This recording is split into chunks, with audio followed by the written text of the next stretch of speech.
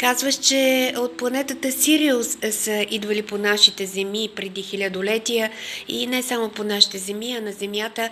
Има ли и други извънземни, които са добронамерени и са обучавали човечеството? Откъде са те? Говори се за Плеядите, за Арктур. Ами има от слънчевата, има една слънчева планета, се казва, която се намира точно зад Слънцето. Слънцето се явява един портал огнен, през който те преминават със специален код. Всеки ще каже, има това е измислица, но не е така. Те си има специален код, който фактически се отваря един портал, през който преминават и се отива те се отиват на тяхната планета. Има и на Венера, има и на Луната, има и на Марс, но само едно да отбележим, че по принцип всички телескопи, НАСА и там Русофоб, как се казва, тяхния телескоп, нали забравих, но всички телескопи и всички съоръжения показват само видимата част на планетите. Не може да се достигне до невидимата част, тази, която се обитава от извънземни. Те не позволяват.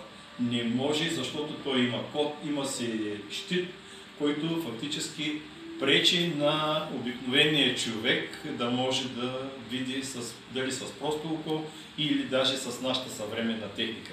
Може би тук до 5-6 години ще се достигне до по-такива съвършени съоръжения, които ще бъдат направени, и науката виждаме, че напредва, с които ще можем вече и да забелязваме на планетите какво Това от вибрационното ниво ли зависи? Ние казват, че сме на трето вибрационно ниво, четвърто, а те са на по-високо и затова не ги виждаме.